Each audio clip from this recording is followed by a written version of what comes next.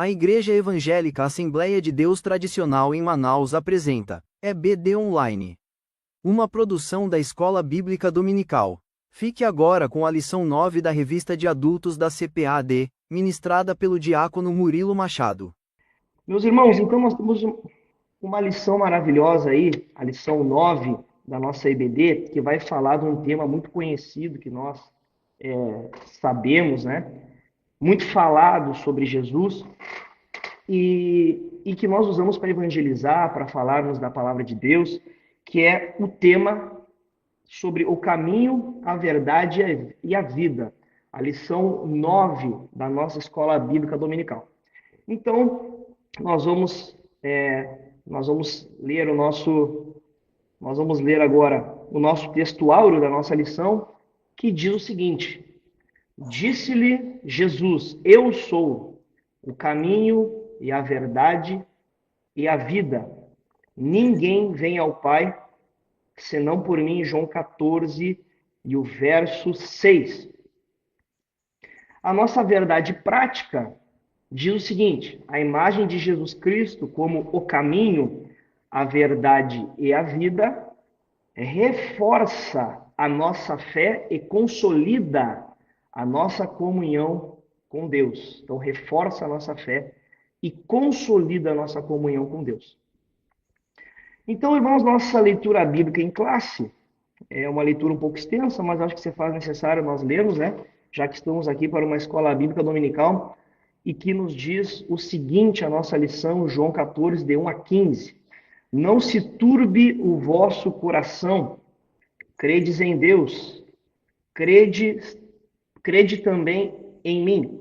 Na casa de meu pai há muitas moradas, e se não fosse assim, eu vou-lo teria dito, pois vou preparar-vos lugar. E se eu for e vos preparar lugar, virei outra vez e vos levarei para mim mesmo, para que onde eu estiver, estejais vós também. Mesmo vós sabeis para onde vou e conheceis o caminho. Disse-lhe Tomé: Senhor, nós não sabemos para onde vais e como podemos saber o caminho? Disse-lhe Jesus: Eu sou o caminho e a verdade e a vida. Ninguém vem ao Pai senão por mim. Se vós me conhecesseis a mim, também conhecerias a meu Pai. E já desde agora o conheceis e o tendes visto. Disse-lhe Felipe: Senhor, mostra-nos o Pai, o que nos basta. Disse-lhe Jesus: Estou há tanto tempo convosco e não me tendes conhecido, Felipe? Quem me vê a mim, vê o Pai. Como dizes tu, mostra-nos o Pai? Não crês tu que eu estou no Pai e que o Pai está em mim? As palavras que eu vos digo, não as digo de mim mesmo, mas o Pai que está em mim é quem faz as obras. Crede-me que eu estou no Pai e o Pai em mim? Crede-me ao menos por causa das mesmas obras. Na verdade, vos digo que aquele que crê em mim também fará as obras que eu faço e as fará maiores do que estas, porque eu vou para meu Pai. E tudo quanto pedirdes em meu nome, eu o farei, para que o Pai seja glorificado no Filho. Se pedirdes alguma coisa em meu nome, eu o farei. Se me amardes, guardarei os meus mandamentos. Glória a Deus. Então, acabei não passando aqui, mas essa é a leitura bíblica em classe. Então, meus irmãos, nós temos alguns objetivos na nossa lição, que estão elencados aí no slide, como os irmãos estão vendo, que é apresentar a dimensão bíblica do consolo e das promessas do Senhor, discernir a respeito das diferentes formas de dúvidas e incertezas, bem como as certezas e convicções na caminhada cristã, e conscientizar que Jesus é o único caminho, é a verdade absoluta e a fonte de vida eterna. Bendito seja Deus. Então, irmãos, nós temos a nossa introdução falando a respeito que essa expressão de eu sou o caminho e a verdade e a vida tem um significado especial para os cristãos em todo o mundo. E ela descreve de forma abrangente o Senhor Jesus na realização da obra da salvação. Ou seja, o que o nosso comentarista quer nos passar nessa introdução?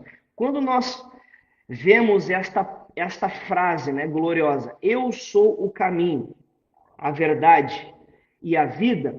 Jesus está elencando para nós toda a trajetória do cristão, né? Ele está abarcando, ele está mostrando a realização da salvação na vida daqueles, obviamente, que creem no Senhor Jesus.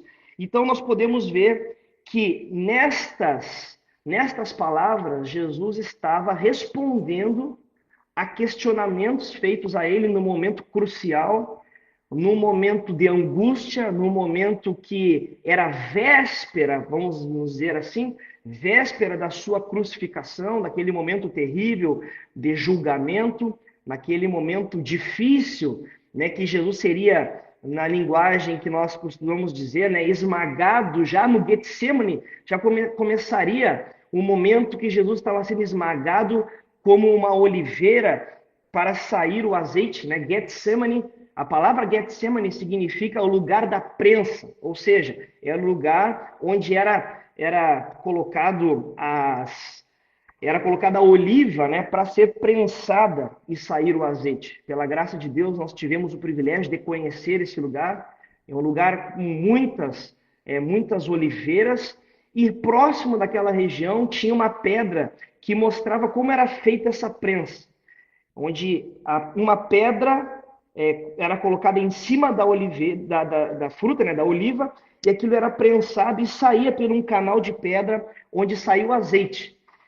E neste lugar que Jesus também foi prensado, começou a sua prensa, a sua batalha, a sua luta, a sua angústia, já no jardim do Getsemane, depois, obviamente, julgamento, depois os flagelos e, por fim, a crucificação e a morte de Cristo. Então, Jesus, neste momento que antecedia este momento doloroso, ele estava respondendo um momento de angústia, um momento de tribulação e principalmente também as dúvidas que os apóstolos estavam colocando para ele naquele momento.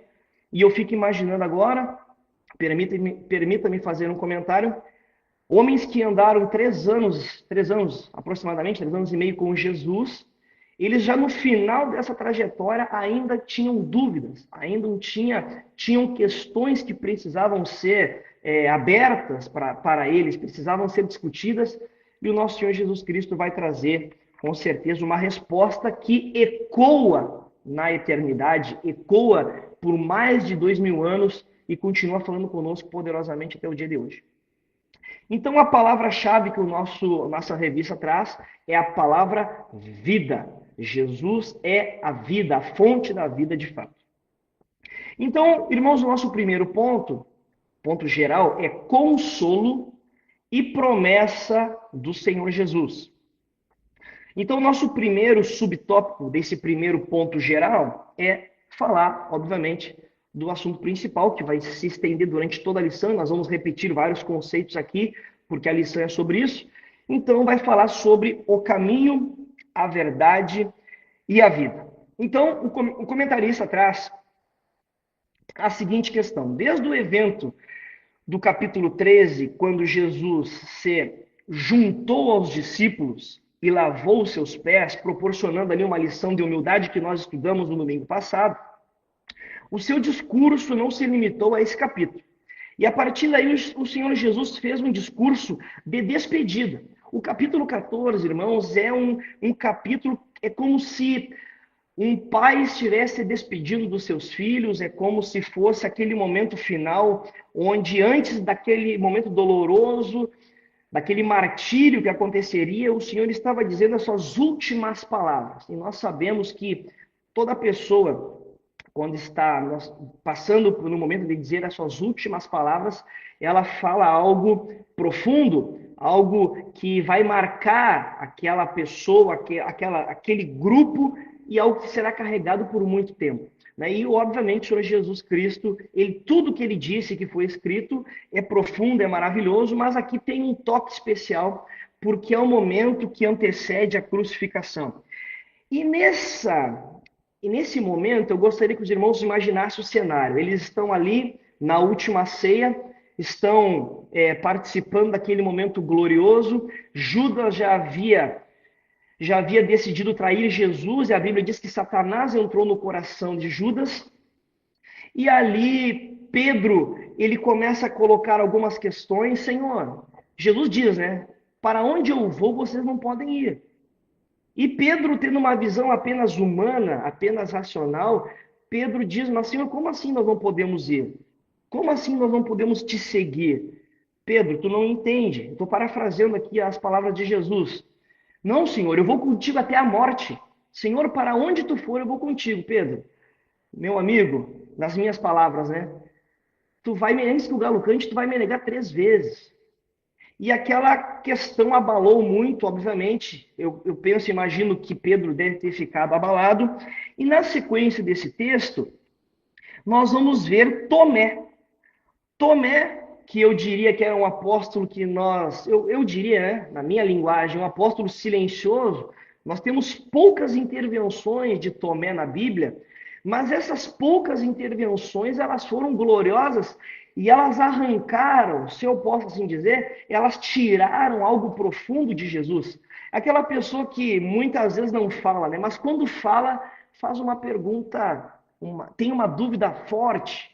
Existe algo ali que impacta. E Tomé foi essa pessoa, no meu ponto de vista, que por mais que não tenha tantas intervenções dele na Bíblia, mas quando ele faz uma pergunta crucial para o Senhor Jesus Cristo. Ele coloca algo profundo sobre saber o caminho.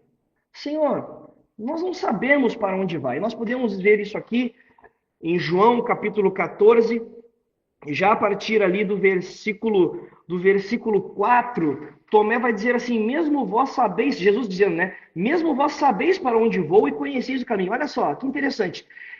Jesus fazendo uma declaração, vocês sabem para onde eu vou, e vocês sabem como seguir este caminho para chegar aonde eu vou chegar. Mas Tomé, ele coloca a seguinte dúvida. Disse-lhe Tomé no versículo 5, Senhor, nós não sabemos para onde vais. E como vamos poder saber esse caminho?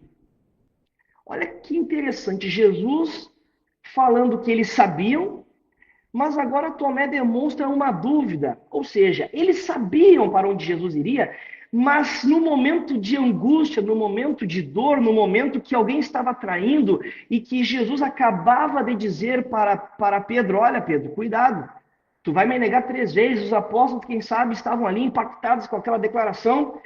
E mesmo eles tendo ouvido tantas coisas profundas, tendo ouvido aquele sermão que Jesus disse que viria com seus anjos, que arrebataria a sua igreja no capítulo 24, ouviram tantas coisas profundas de Jesus, mas naquele momento de angústia parece que a sua mente fica bloqueada, os seus olhos ficam bloqueados. Isso me parece muitas vezes conosco, comigo e com você, quando nós nos deparamos com as lutas, com as tribulações, com as batalhas, com as dificuldades que a vida nos impõe, e mesmo nós tendo experiências com Deus, mesmo nós conhecendo o Senhor Jesus, mesmo nós conhecendo a palavra de Deus, quando nos deparamos com uma situação de angústia, de pressão, quem sabe ali de dificuldade, nós dizemos, Senhor, o que eu faço nessa situação? Jesus, para onde eu vou, Senhor? Qual o caminho devo seguir? O que eu devo fazer? E Jesus dá a gloriosa declaração: eu sou o caminho. No versículo 6. E a verdade e a vida. Ninguém vem ao Pai senão por mim. Então esta afirmação de Jesus, ela revela que ele é o único meio de alcançar o Pai. Ele é o caminho. Ele é o caminho que devemos seguir. Ele é a verdade que revela, que representa, assim, a verdadeira vida de Deus. O nosso comentarista escreveu isso no final do primeiro tópico. Ele diz isso, Jesus revela o Pai. Jesus, ele é a maneira de chegar ao Pai. Ele vai nos trazer a verdadeira vida. Somente em Jesus nós podemos ter vida. E como nós conhecemos aquele versículo, verdadeira vida abundante, vida que sobressai apenas essa natureza. Não uma vida, como disse o apóstolo Paulo, se nós esperamos em Cristo somente nesta vida, nós somos os mais miseráveis de todos os homens, mas não é isso que Jesus está dizendo. Jesus está dizendo que ele é a vida porque essa vida é superabundante, ou seja, ela transcende a nossa natureza apenas carnal e humana, ela transcende as limitações do nosso corpo, ela nos conduz a uma vida de fé, uma vida de excelência, uma vida de experiência com Deus. Então, irmãos, isso é muito forte, muito glorioso, e nós vamos falar um pouco mais sobre isso, seguindo os nossos tópicos aqui, mas por agora eu gostaria de deixar apenas essa visão colocada pelo nosso comentarista sobre essa resposta dita a Tomé. Aquele homem cheio de dúvidas, aquele homem que estava, quem sabe, com a sua visão limitada. Ele tira uma frase que ecoa há 2000 anos em muitos evangelismos, em muitas vezes que nós ou estamos ali precisando de uma palavra, está ali esta frase de Jesus: eu sou o caminho, a verdade e a vida. E o nosso subtópico 2 vai nos falar sobre um consolo num cenário de angústia. Ou seja, como eu já disse aqui, Jesus estava passando por um momento difícil. Em João 12, 27, vai demonstrar que Jesus estava turbado no espírito porque Judas o trairia. No capítulo 13, versículo 21, a Bíblia diz que Jesus turbou-se. Essa palavra turbou-se, meus irmãos, quando nós vamos ver ela, essa palavra turbou-se significa ficar agitado. Turbar, numa linguagem mais popular, porque a Bíblia muitas vezes traz essa linguagem mais rebuscada, mas se turbar significa ficar agitado. E isso é muito comum. Hoje nós vivemos no tempo de ansiedade, né? Alguns dizem que a doença do século 21 é a doença da ansiedade. Pessoas ansiosas, pessoas que estão angustiadas, estão sempre com o sentimento de fuga, sempre com o sentimento, parece que algo ruim vai acontecer, parece que nada vai dar certo. E Jesus, naquela pressão, sentiu o que nós sentimos, porque a Bíblia diz que ele sofreu tudo o que nós sofremos, ele realmente levou sobre si as nossas dores, as nossas lutas, mas ele apenas, exceto no pecado, como diz lá na carta aos Hebreus, ele não compartilhou do pecado, mas as nossas dores, as nossas tentações, as nossas dificuldades, os nossos problemas, ele sentiu na pele. E a Bíblia diz que naquele momento ele turbou-se, ele estava angustiado, os apóstolos também estavam apreensivos, mas olha que glorioso, irmãos, Jesus, que estava passando por aquilo que eu e você passamos muitas vezes, um momento de dor, um momento angustiante, de se turbar, ou seja, se agitar pelo momento difícil que estava passando. No capítulo 14, aquele que está ali lutando, que está levando sobre si as nossas dores, ele tem uma mensagem gloriosa, uma mensagem para toda a humanidade, e para mim e para você, no capítulo 14, o verso 1. Olha o que Jesus diz, e é o consolo que nós temos. Jesus diz assim no capítulo 14, o verso 1. Não se turbe o vosso coração, ou seja, não se agite o teu coração, não fique ansioso o teu coração. Credes em Deus, crede também em mim. Versículo 2. Na casa de meu pai há muitas moradas.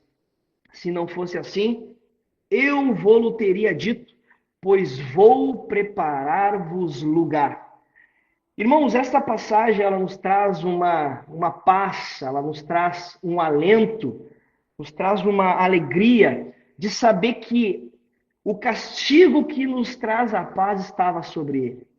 Se hoje nós podemos, quem sabe, após essa EBD, nós deitarmos a nossa cama, fecharmos os nossos olhos, termos paz, tranquilidade, segurança na nossa salvação, é porque alguém tomou sobre si as nossas dores. E se por acaso você está ansioso, se por acaso você está passando por um momento que até você não tem controle sobre isso, porque nós sabemos que nem tudo está debaixo do nosso controle.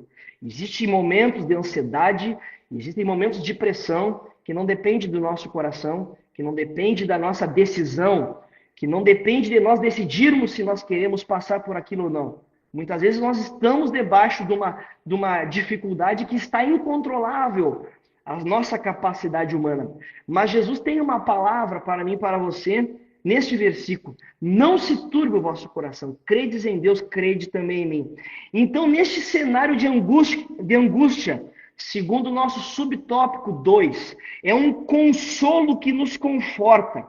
Surpreendentemente, como diz o nosso comentarista, neste contexto de dor, Jesus dirige-se aos seus discípulos e com o intuito de confortá-los. Olha que coisa maravilhosa, irmãos. Apesar da questão emocional, espiritual, de sofrimento, Jesus traz uma palavra de conforto. Jesus é esse que nos traz esta graça de sobrepor, de ter uma vida abundante, ou seja, transcende, como eu disse aqui, transcende a lógica. No meio da luta, no meio da batalha, nós conseguimos ter fé. E está aqui o segredo. O segredo está no versículo 1 do capítulo 14, capítulo 14. Diz assim: credes em Deus, crede também em mim. Então o segredo é: não tenha medo, tenha fé. Não tenha medo, confie no Senhor. Não tenha medo, existe uma resposta, existe uma solução. Existe alguém que está velando pela nossa alma, pela minha e pela tua vida. Crede em Deus, mas crede também em mim. Jesus, ele tem um consolo neste cenário de angústia que os apóstolos estão passando e que ele mesmo está passando. É uma promessa gloriosa. Mas nosso subtópico 3, esta promessa gloriosa, ela segue falando sobre na casa de meu pai há muitas moradas. E aí o nosso escritor diz o seguinte: a casa de meu pai refere-se ao céu. Eu não sei se os irmãos sabem disso, mas muitas religiões pagãs e heresias tentam usar esse texto até para tentar justificar, por exemplo, o espiritismo, tentam usar essa passagem para justificar até mesmo vida em outros planetas, em questão de extraterrestre. Então, as religiões pagãs ou filosofias ou visões que não estão de acordo com a palavra de Deus, eles tentam pegar esses versículos para tentar ajustar, dizendo assim: olha, a fé cristã, ela é uma forma de chegar a Deus. Olha só o que a Bíblia diz, segundo eles dizem: na casa de meu pai há muitas moradas. Então tem um lugarzinho lá que é para o evangélico, mas também é para o espírita, mas também é para o hinduísta, mas também é para o budista e tantas outras religiões. Tem uma casinha para cada um. Vocês são muito exclusivistas, segundo essas pessoas que seguem essas heresias dizem. Mas não é isso que o texto quer dizer. O texto não está falando isso. Jesus primeiro disse: credes em Deus e credes também em mim. Por quê? Porque Jesus é a verdade, Jesus é o único caminho, Jesus é a vida. Tem que crer apenas nele. Jesus nunca abriu nenhuma subterfúgio, nenhuma exceção para a regra absoluta que ele é a verdade, ele é o caminho. E quando nós vamos ver sobre essa questão da casa, na casa de meu pai, o nosso escritor diz o seguinte: na casa de meu pai refere-se ao céu. Está se referindo ao céu. Não se refere a outro lugar. Onde é que mora Deus? Deus mora no céu. Então, por consequência, onde ele mora, existe uma morada. Existe um Essa tem lugar. mais importante. Pegou o exame, foi?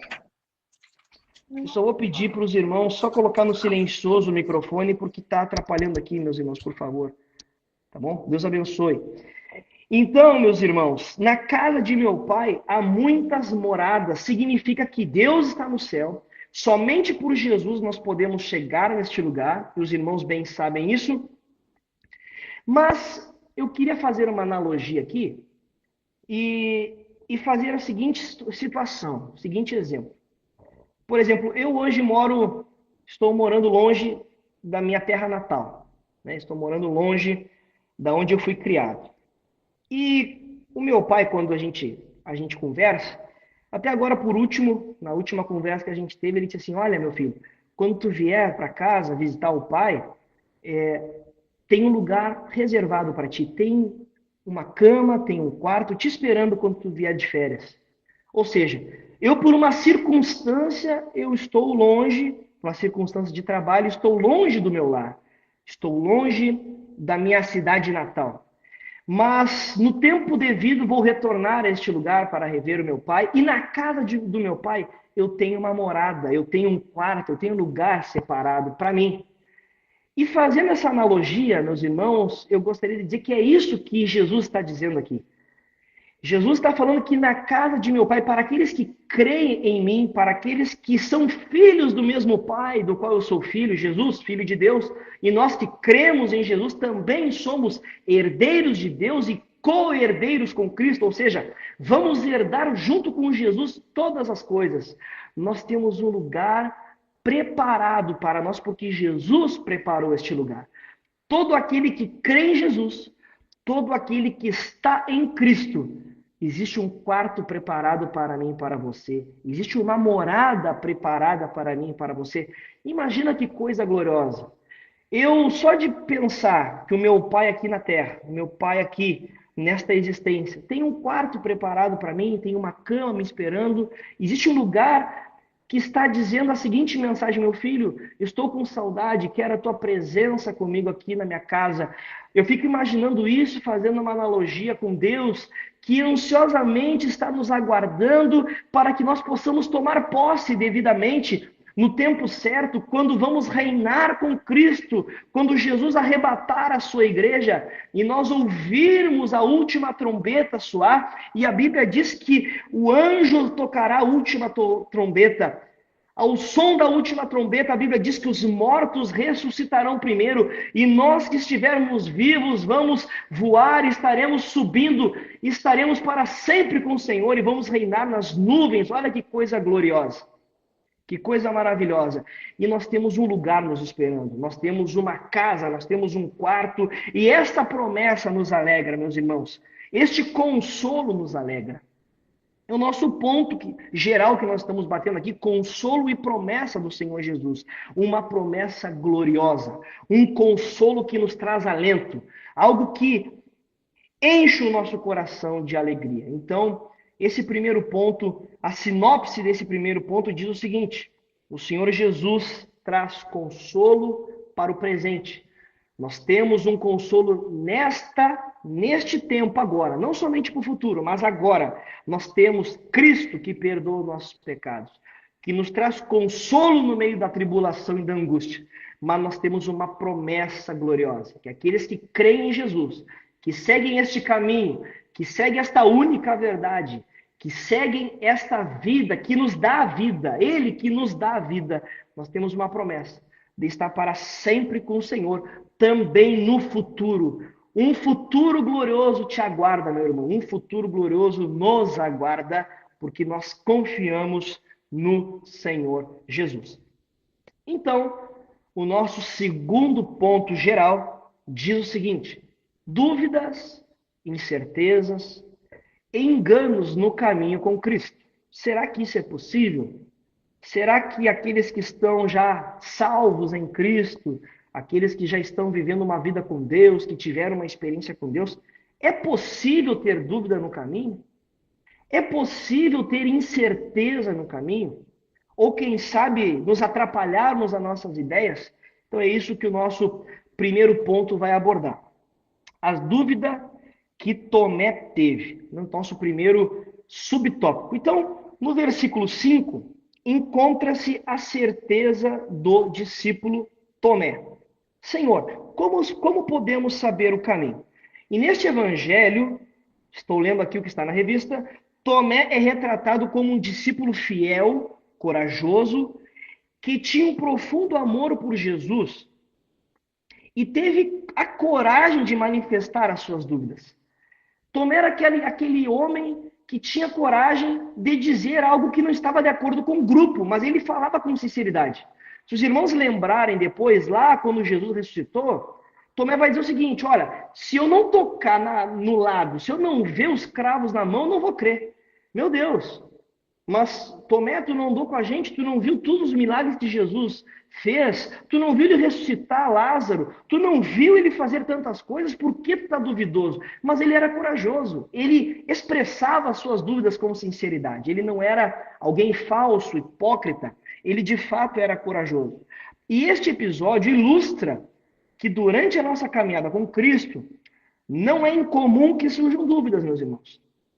E eu faço a seguinte reflexão: será que nós não tivemos e não temos dúvidas na caminhada? Quantas vezes nos deparamos com situações e nós pensamos, Senhor, por que que o Senhor não intervém? Por que que o Senhor não me dá uma resposta? Meu Deus, por que tanta demora? Senhor, por que que eu oro há tanto tempo e as coisas não acontecem? Isso é recorrente na vida do crente. Nós sabemos que todos nós passamos por isso. Todos nós temos as nossas crises de fé. Alguns chamam, inclusive, este momento de crise de fé de noite escura da alma, muito conhecido no meio cristão, esse termo teológico que é usado quando existem crises existenciais, quando existem dúvidas sinceras. Alguns chamam de noite escura da alma, quando não vemos saída, não vemos resposta. Olhamos para o fim do túnel, não enxergamos o fim do túnel. Quando nós olhamos para o nosso redor e não temos resposta. Não existe algo que supra aquela dúvida, mas o Senhor Jesus Cristo, falando sobre fé para crer nele, não ter medo, mas crer de fato nele, aqui Jesus tira algo poderoso. Eu sou o caminho. Estamos voltando ao primeiro tópico, mas é colocado pelo nosso escritor aqui. Eu sou o caminho e a verdade e a vida. E também hoje nós podemos ouvir as mesmas palavras no meio das nossas dúvidas e das nossas dificuldades. Meus irmãos, refletindo sobre o caminho, a verdade e a vida, eu estava pensando da seguinte maneira, e fiz algumas anotações aqui que eu achei interessante, que quando nós pensamos em caminho, quando nós pensamos em verdade e vida, nós podemos tirar alguns conceitos. O caminho aqui não necessariamente é uma via onde vamos caminhar de fato, de uma forma literal.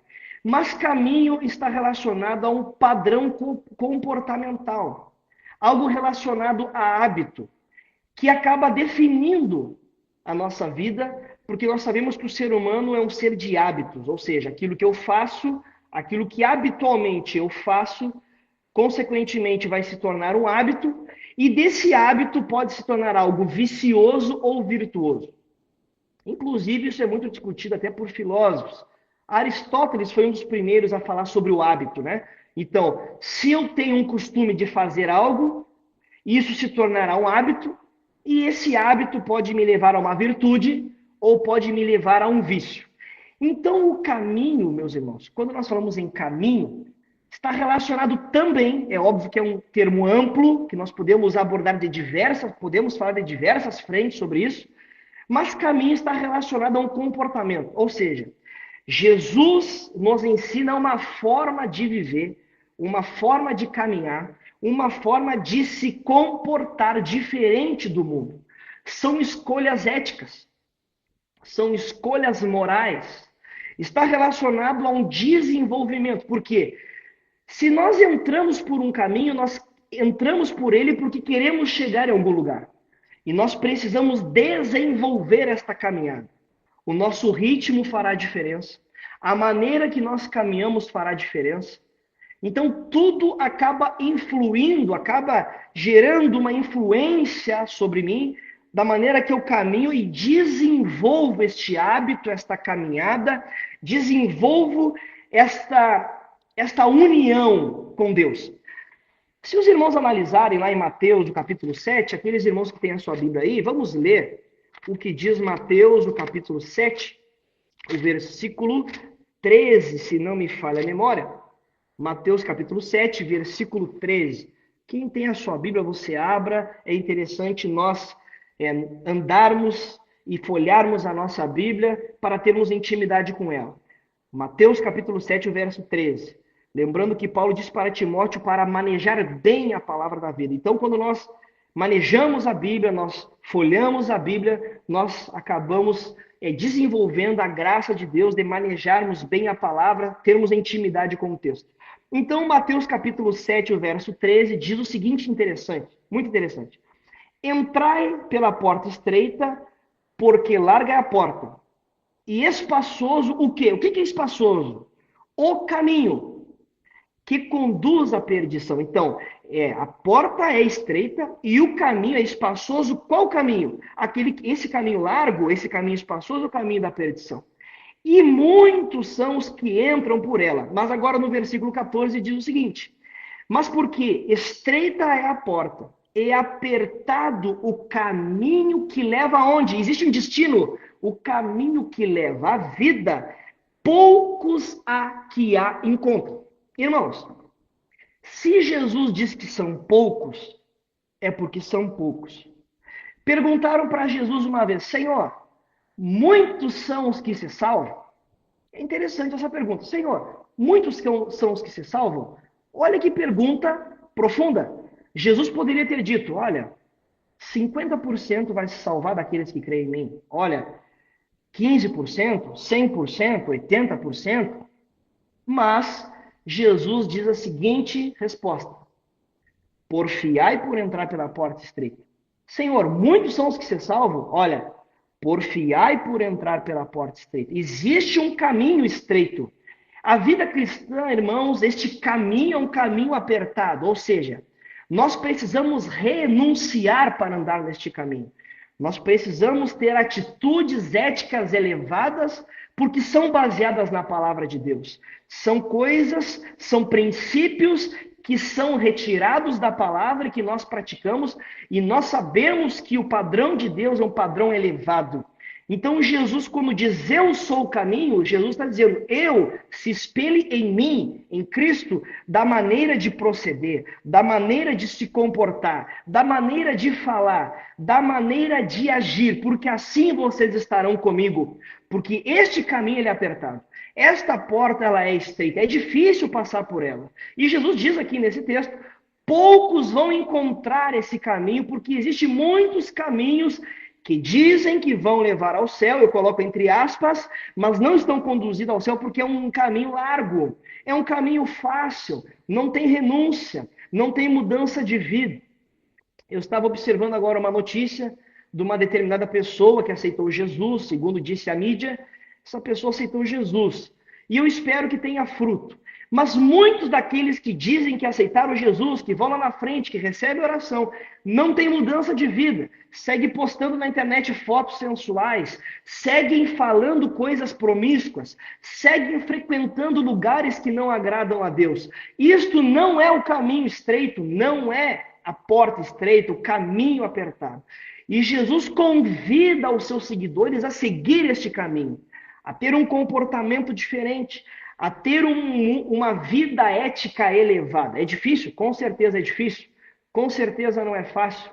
Estou falando antes de tudo a mim, porque sei que é difícil. Mas este caminho é apertado e Jesus nos chama a esse desenvolvimento, a esta caminhada que nos levará, acima de tudo, à vida.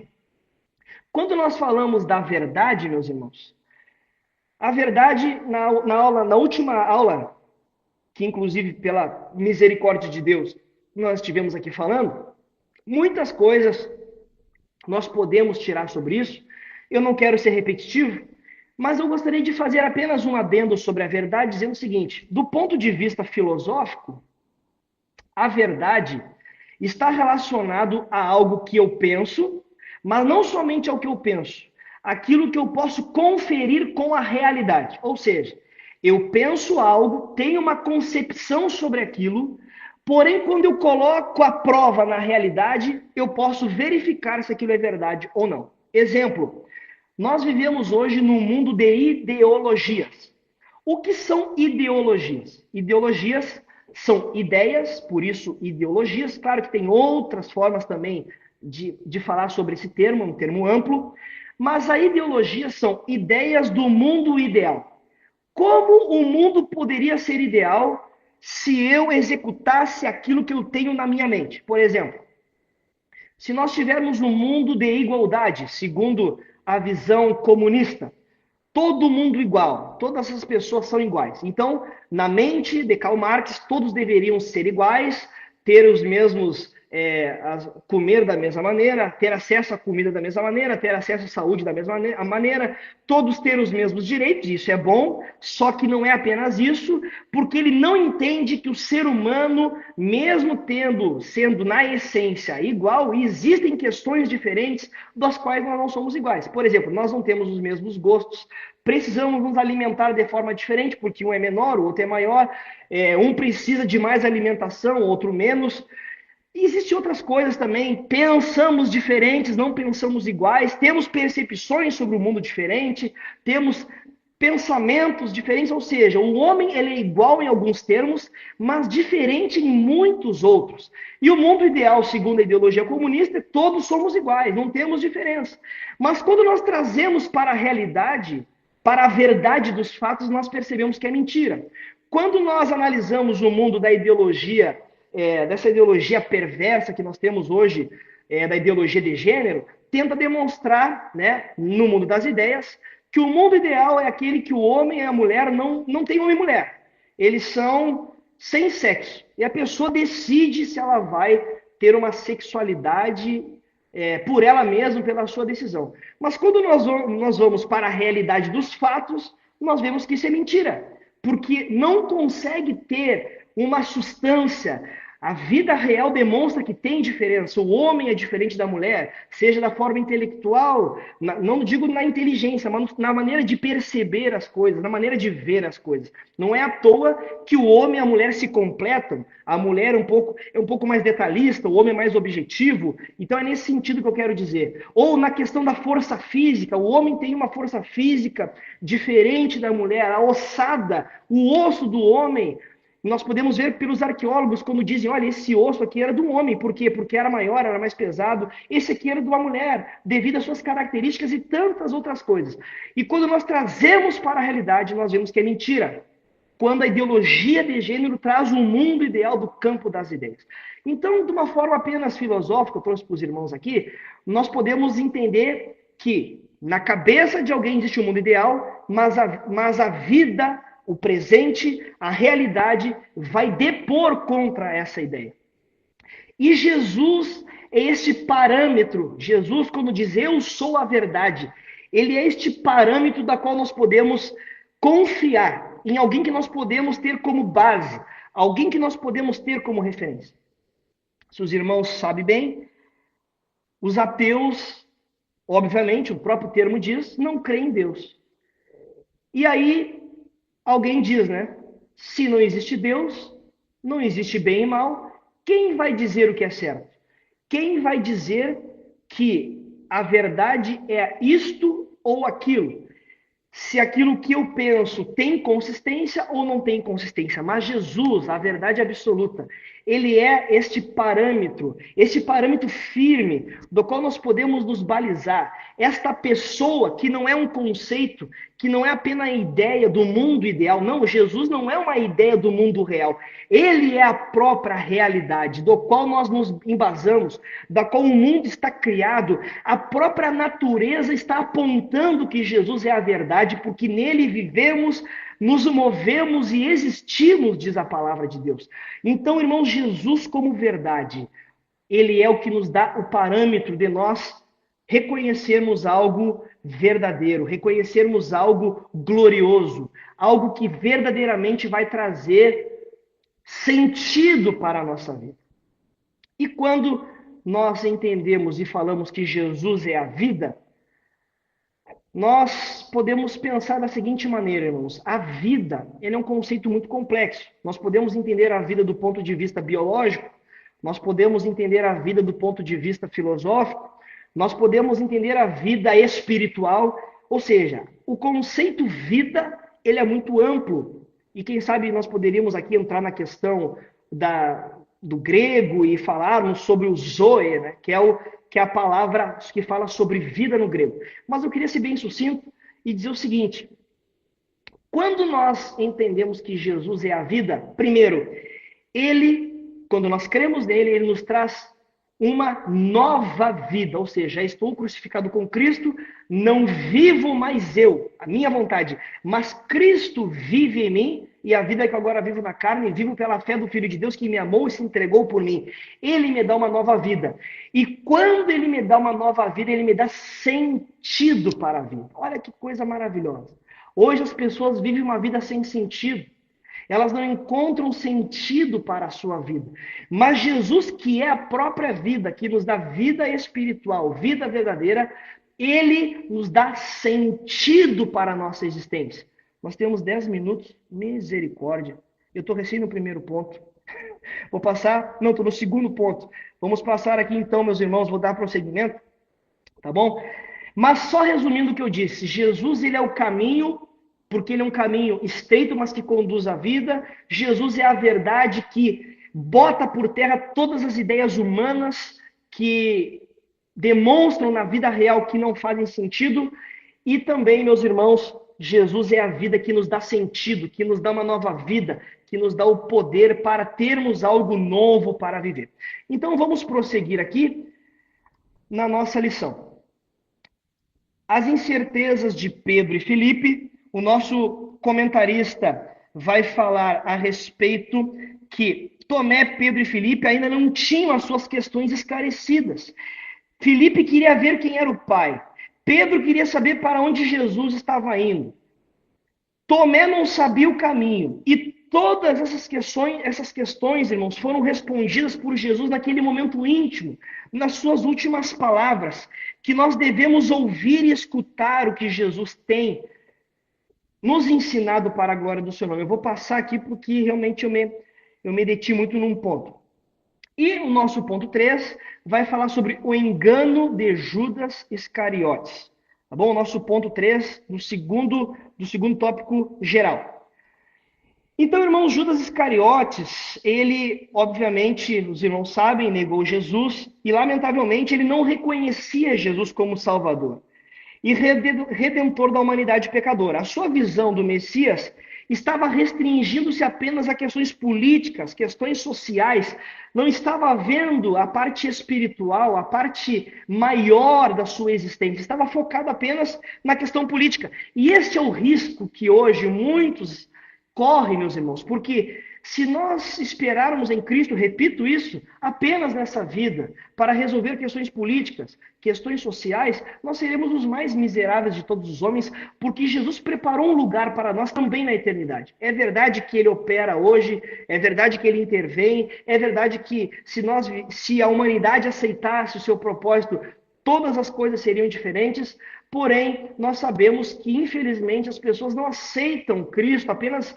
alguns que, pela graça de Deus, creem no Evangelho pelo seu próprio livre-arbítrio, deixar isso bem claro, não por decreto de Deus, mas pelo seu livre-arbítrio, pela sua escolha, creem no Senhor Jesus Cristo.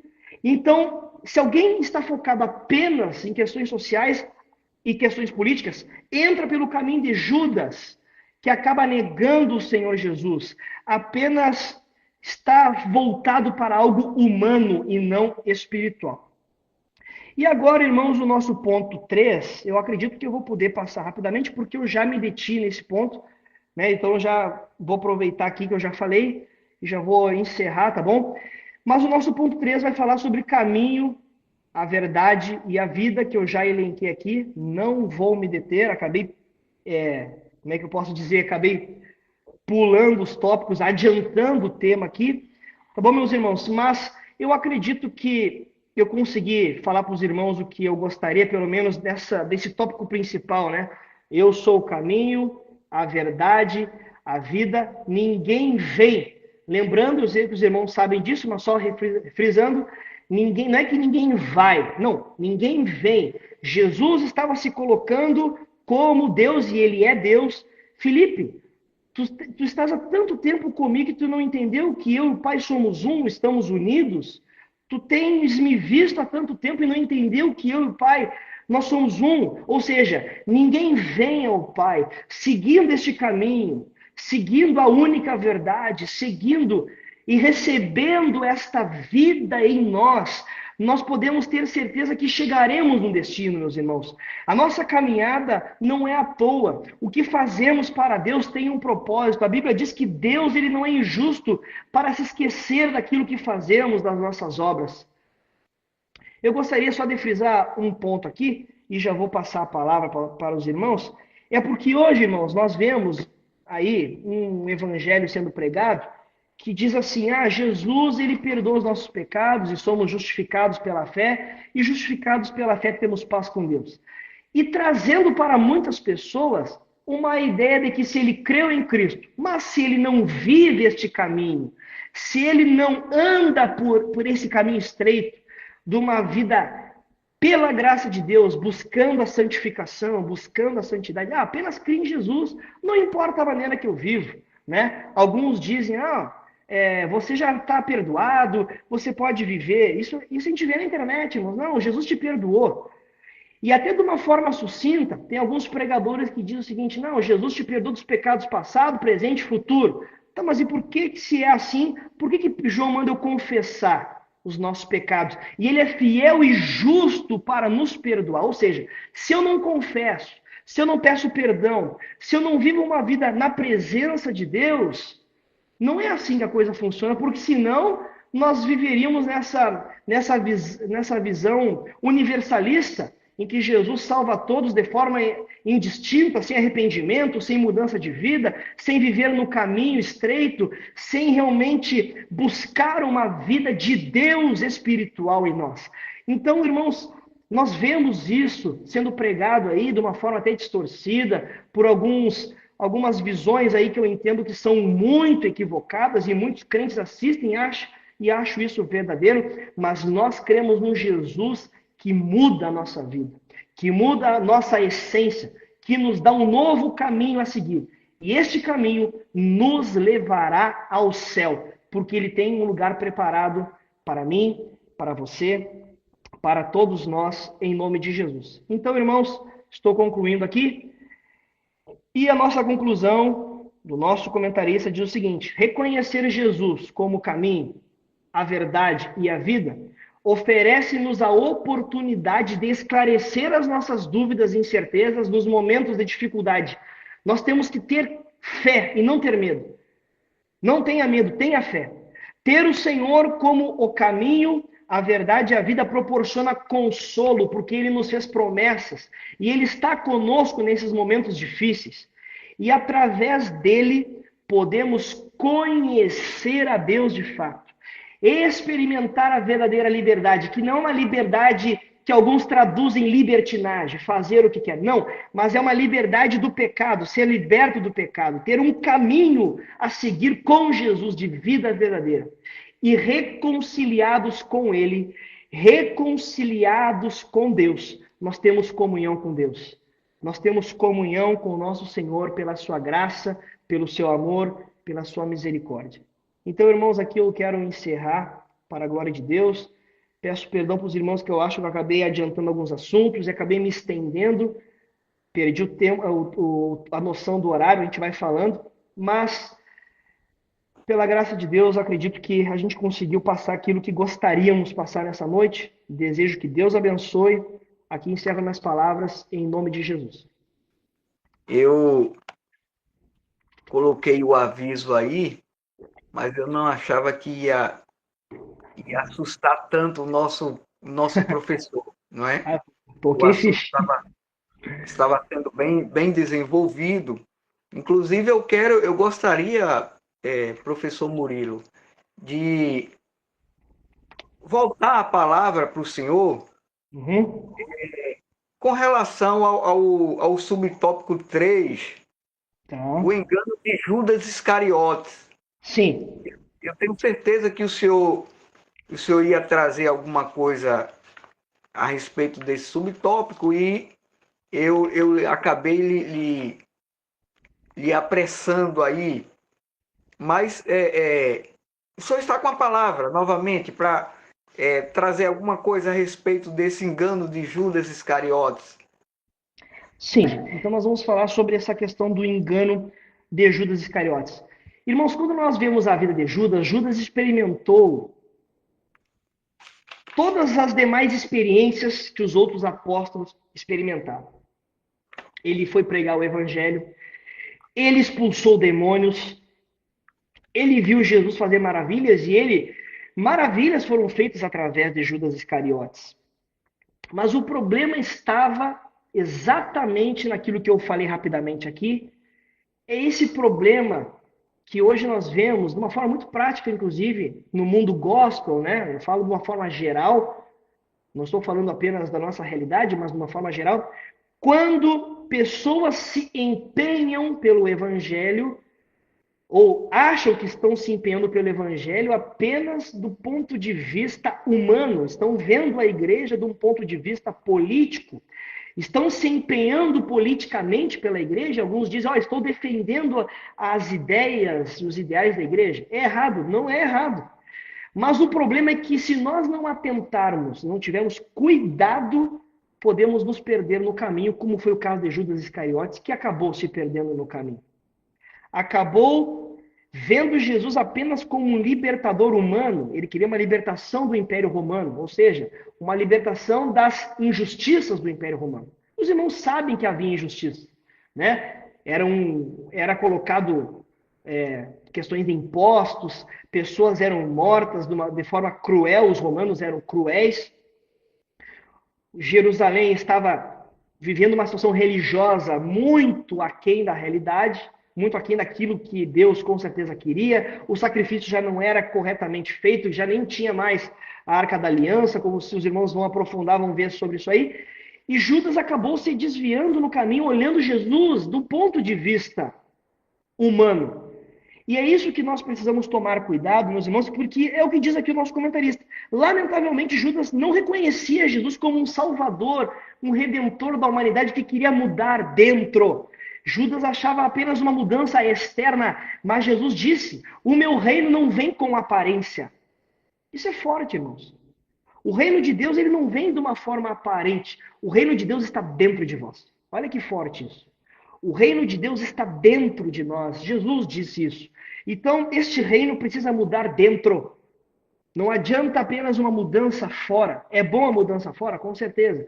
O cristianismo, ele influenciou os reinos? Com certeza, não há dúvida. Hoje nós vivemos uma cultura judaico-cristã porque o Ocidente, ele foi fundamentado sobre a religião judaico-cristã, sobre o cristianismo, né? Sobre a filosofia grega e romana, sobre a questão da justiça, das leis romanas. Então existe esse tripé do qual nós viemos. Então o cristianismo influenciou indiscutivelmente a sociedade e influencia hoje. Hoje nós podemos ver o crescimento dos evangélicos no Brasil. Nós vamos passar aí até 2030 como mais de 50% da população. Mas a pergunta é o seguinte, quantos de fato mudaram, entraram pelo caminho estreito, e quantos estão convencidos apenas de forma intelectual, meus irmãos? A gente percebe, eu tenho certeza que os irmãos veem isso também no seu trabalho, onde convivem, quem sabe alguns parentes e outras pessoas, seja onde for. Pessoas que são convencidas, não, realmente o evangelho é a verdade, Jesus é rei, Jesus é o caminho que devemos seguir, mas a gente não vê fruto, a gente não vê mudança de vida, segue vivendo o mesmo tipo de vida, praticando as mesmas coisas, ou seja, está convencido intelectualmente, que nem Judas estava, quem sabe, convencido intelectualmente, mas não teve uma mudança, não entendeu que Jesus queria mudar Judas aqui dentro.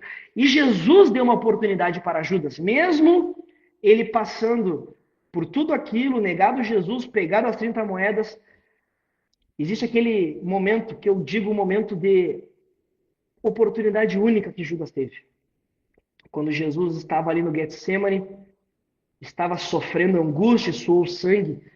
A Bíblia diz que Jesus, olha, os homens, os soldados, o que me traz está chegando. Estou parafraseando, obviamente, aqui o texto. E quando Judas chega, ele fez um trato com aqueles homens. Olha, aquele que eu beijar, este é Jesus.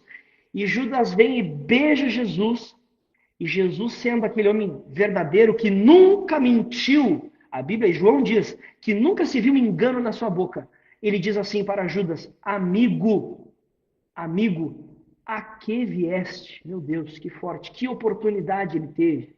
Que oportunidade de, quem sabe, pedir, Senhor, tem misericórdia.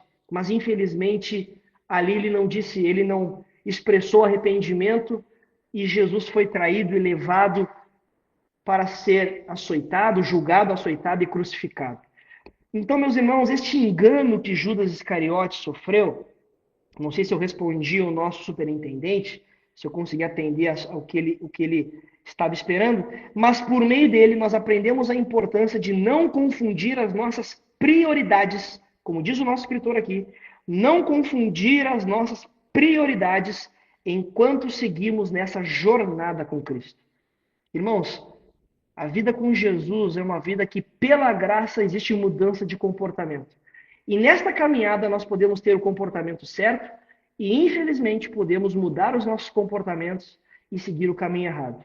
Que Deus nos dê a graça, o poder de sempre termos o comportamento daqueles que querem Jesus, daqueles que querem uma mudança no seu interior, que buscam um caminho estreito, a porta estreita, e assim, para a glória de Deus, possamos chegar no final, que é a nossa salvação em Cristo. Espero ter atendido, meu irmão. Que Deus abençoe. Glória a Deus, que bênção, não é, irmãos? Esse tópico 3, o tópico 2, não é? Ele fala de algo que pode nos tirar do caminho, não é? Ou duvidar desse caminho.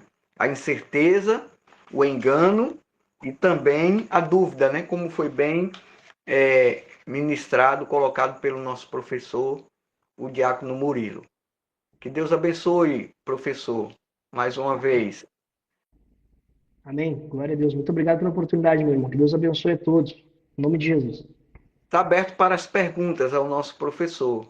Deus te abençoe, Murilo. Deus continue te usando. Amém. Amém. Alguma pergunta, irmãos? Alguma colocação? Os irmãos têm liberdade para aproveitarmos mais uma vez o nosso professor, tirar alguma dúvida ou fazer alguma colocação, como de costume. Irmão Murilo?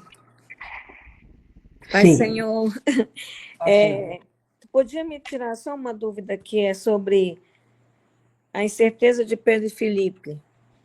Sim. Levando para os nossos dias atuais, né? Sim. Muitas vezes nós temos dúvidas. Com certeza. Quando eu aceitei Jesus, quando eu me converti, eu tinha algumas dúvidas, né? Mas, com o decorrer do tempo, graças a Deus, eu fui tomando consciência, né? Lendo a palavra, entendendo o verdadeiro significado, né? Do caminho, que justamente é Jesus, né? Mas aqui, Pedro e Filipe, eles tinham dúvidas, né? Sim, sim. Muitas dúvidas. No momento crucial e final, inclusive, né? No final da caminhada. Então, meus irmãos, é o seguinte, ó. Pedro vai dizer no capítulo 13, versículo 36, o seguinte, ó. Disse-lhe Simão Pedro, Senhor, para onde vais? Jesus respondeu, para onde eu vou não podes agora seguir-me, mas depois me seguirás. Porque assim, meus irmãos, eu não sei se vocês percebem isso durante todo o texto bíblico, mas na maioria das vezes, os apóstolos eles têm uma visão bastante humana. Eles não conseguem transcender, olhar de uma forma espiritual. Muitas vezes, Jesus fala as coisas e eles sempre interpretam algo do ponto de vista humano. Hoje, nós que já temos uma experiência com Deus e lemos a palavra, já sabemos o fim da história, o que Jesus quis dizer, Jesus já explicou as parábolas, Jesus já disse o significado, né? Para nós que estamos vivendo com Jesus, a Bíblia diz que para nós é revelado os mistérios do reino de Deus. Mas naquele momento, eles estavam ainda com a sua mente fechada. Não é à toa que depois que Jesus ressuscita, a Bíblia vai dizer que os seus olhos, os seus entendimentos foram abertos para entender a palavra. Então, eles recebiam as informações que Jesus dizia e eles já levavam para o lado material, muitas vezes, humano, simples, carnal, não espiritual. Então, Jesus falou, olha, eu tô seguindo um caminho, estou indo por um caminho, direção ao Pai. Então, mas que caminho é esse? O senhor está indo o quê? Para a direita, para a esquerda? Vai em direção aonde, Jesus? O senhor vai para Judá? O senhor vai para Samaria? Para onde é que o senhor está indo? Eu quero ir contigo. Então era algo apenas físico. E Jesus, não, Pedro, não está entendendo. Não está pegando. Só que aí, depois, Tomé, ele vai fazer novamente essa pergunta: Senhor, para onde é que tu vai e qual é o caminho? E aí Jesus dá uma resposta espiritual novamente. Então eu vejo assim, irmãos, que se os irmãos perceberem, muita coisa que Jesus falou e que os apóstolos escreveram e os evangelistas, eles foram entender mesmo depois que Jesus ressuscitou. E a Bíblia diz isso. Eles só entenderam depois que Jesus ressuscitou. Olha, era isso que Jesus estava dizendo. Era isso que ele queria dizer. Que estava encoberto ao entendimento deles, que eles não estavam conseguindo compreender em profundidade. Então, Pedro não sabia para onde Jesus estava indo, e ele falou que ia até a morte. Jesus: não, tu não vai até a morte, Pedro, tu vai negar. Depois, Tomé vai perguntar de novo para onde Jesus estava indo e como ele saberia o caminho. Jesus dá a gloriosa resposta que nós já falamos aqui. E depois nós temos aí também a dúvida de Filipe, falando sobre a questão do Pai. Senhor, mostra-nos o Pai, é o que nos basta, nós queremos ver o Pai. Ou seja, eles queriam ter uma experiência de Deus abrir o céu e falar: tá aqui, eu estou me apresentando, eu sou o Deus Pai. E falar que ver o Deus Pai, a Bíblia diz que, né, ninguém pode ver Deus, né? Então ninguém poderia ver Deus. Jesus é o Deus encarnado. Mas eles queriam uma experiência profunda e gloriosa. Mas Jesus diz assim: mas só um pouquinho. Eu estou com vocês há tanto tempo, eu estou aqui. Vocês, que nem disse o apóstolo João, o que nós tocamos da palavra da vida, irmãos. Eles tocaram. O apóstolo João, a Bíblia vai dizer, nessa passagem que nós lemos aqui, do capítulo 13 e 14, que ele se encostou no peito de Jesus. Olha que experiência, né? Uma intimidade. Eles tocaram na palavra da vida. Eles tiveram essa oportunidade. E aí Jesus diz assim: eu estou tanto tempo com vocês, vocês não entenderam que eu e o Pai somos um, na minha linguagem, né? Que eu estou no Pai, que o Pai está em mim. Quem me vê a mim, vê o Pai. Então, até o pastor Bruno colocou que as dúvidas eram naturais na cabeça dos discípulos, porque era uma visão terrena. Muito obrigado, pastor. Então era exatamente isso, era uma coisa natural, eles não estavam com a visão espiritual. Não é à toa que depois, quando Jesus ressuscita, ele vai soprar sobre os apóstolos e dizer: recebei o Espírito Santo, né? Ele sopra sobre os apóstolos. E depois, posteriormente, lá em Atos dos Apóstolos, eles recebem o derramar do Espírito Santo. Este Consolador, se nós continuarmos lendo aqui, no capítulo 14, seguindo a sequência, ele vai falar sobre a vinda do Consolador. Eu não vos deixarei órfãos, mas vos mandarei o Consolador. E este vai ser o Espírito da verdade que estará convosco, e ele está em vocês. Então, este Espírito Santo que nos faz viver as promessas, entender, ter a visão espiritual daquilo que Jesus quer dizer. Então, nós podemos perceber que essas dúvidas eram naturais, mas que Jesus, pela sua graça, depois revelou tanto a eles quanto a nós. E louvado seja Deus por isso. Espero ter respondido, irmão. Que Deus abençoe. Obrigada, irmão Murilo. Deus abençoe. Meus irmãos, paz do Senhor, reverendo Márcio e todos que estão participando. Vai ser, pastor! Paz, querida. Dentro daquilo que o nosso professor colocou, ainda no tópico 2 e o ponto 3, o engano de Judas, só para colaborar com o pensamento, muito bem colocado pelo nosso professor Murilo, Judas, ele enxergava Jesus, o mestre, como uma oportunidade, né? Talvez de poder, de status ou até mesmo lucro, porque ele não enxergava Jesus como mestre e senhor, como cordeiro de Deus, como aquele que vinha para libertar, mas uma oportunidade, né? Como bem disse já, a intenção que viesse talvez libertá-lo do poder romano. E isso daí me leva a 3 pontos que nós podemos refletir. Primeiro, a proximidade física não garante intimidade espiritual. Judas, por exemplo, estava no meio dos discípulos, participava da igreja, conhecia todos os detalhes, chegou a fazer milagre, como o nosso professor falou, né, quando saiu na missão dos discípulos, dos 70, né, mas não trouxe intimidade espiritual para ele. E isso aí é um perigo para os nossos dias. Porque participar da igreja, estar na igreja, conhecer a doutrina, não é o mesmo que amar a Cristo, de ter intimidade com Cristo, né? Judas nos ensina que é possível fazer parte da estrutura externa da fé sem ter fé verdadeira, né? Então, a proximidade física não garante intimidade espiritual. E aí eu coloquei aqui mais 2 pontos, que a incredulidade pode habitar disfarçada dentro da religiosidade, né? A incredulidade dentro da igreja. Judas ouviu a verdade todos os dias, andava com Jesus, mas resistiu em crer com sinceridade, né, de coração. E aí nós vamos ver, irmãos, que a fé genuína não é apenas uma resposta intelectual, mas uma rendição de coração. É por isso que nós vamos encontrar na Bíblia N textos que diz, né, guarda o teu coração, né, escondi a tua palavra no meu coração. Então nós precisamos atentar para isso. E aí, por último, só para colaborar, Satanás encontra espaço onde Cristo não é entronizado. Se eu estou ali só por uma oportunidade, querendo algo, mas Cristo não é primordial na minha vida, não é o essencial na minha vida, Satanás ele vai aproveitar esse espaço que tem.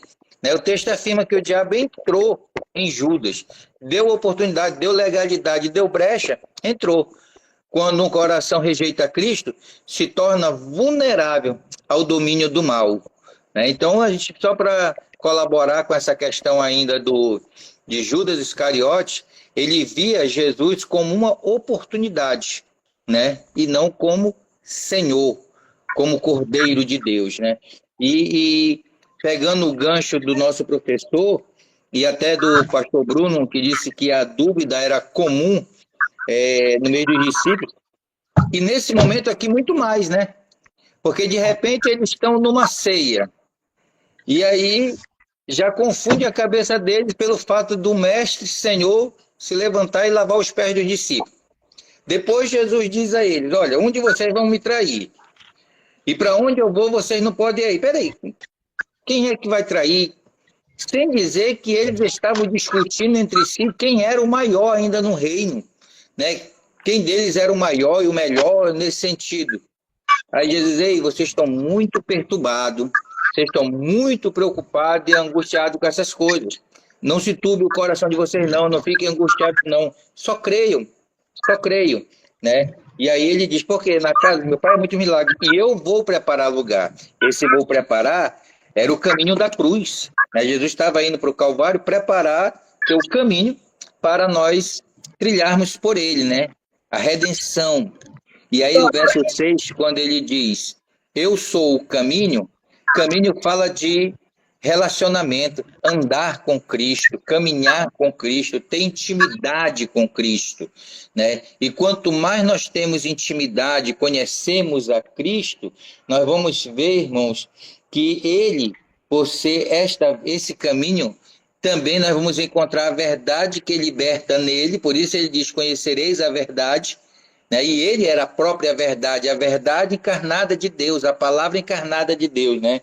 E por último, andando nele, tendo intimidade com ele, comunhão com ele, conhecendo a verdade que liberta, por fim, a vida eterna com ele, né? Que o nosso professor Murilo aí expôs com muita maestria, né? Só para colaborar com os irmãos, né? E agradecer aí a Deus pela vida do nosso professor, que foi muito feliz nas suas colocações. Deus abençoe. Amém, glória a Deus. Andar com Jesus, conhecer ele, né, como acabou de falar o nosso professor, o pastor Valderlane também, é a única arma que nós temos para acabar com a nossa dúvida, com as nossas incertezas. A dúvida e a incerteza, eu creio que andam juntos, não é, irmão? Então, andar com Cristo, conhecer ele, através da sua palavra, é a arma eficaz, posso dizer que é a única, não é? Para nos livrar das dúvidas, das incertezas e também do engano que afetou Judas, não é? Tá certo, muito bem. Mais uma vez, parabéns ao Murilo pela exposição da aula. Deus abençoe e continue assim esforçado na obra do Mestre. Aos professores também, tenham uma boa noite depois de uma bela aula como essa. Vamos orar ao Senhor. Pai, nós te louvamos e te agradecemos pela tua misericórdia, pela vida dos professores da nossa igreja, também, Senhor, pela vida do nosso superintendente, da nossa superintendente também que está aqui conosco, por a ideia de trazer a aula para nós, para que possamos ter um entendimento daquilo que teremos que ministrar em cada domingo e que possamos em tudo ser estas pessoas interessadas em poder aprender mais da palavra de Deus, que possamos nos esforçar a cada dia sermos melhores instrumentos na mão do Senhor. Queremos te pedir a tua bênção, Senhor, para que esta noite possamos ter uma noite de tranquilidade, um sumo reparador. Se tu voltares para buscar a tua igreja, que possamos estar prontos para te encontrar contigo nos ares. Esta é a nossa oração de gratidão, de louvor a ti, em nome de Jesus, o teu Filho. Amém. Hoje e para todo sempre. Amém. Deus abençoe a todos, meus irmãos. Até uma outra oportunidade, Deus permitir.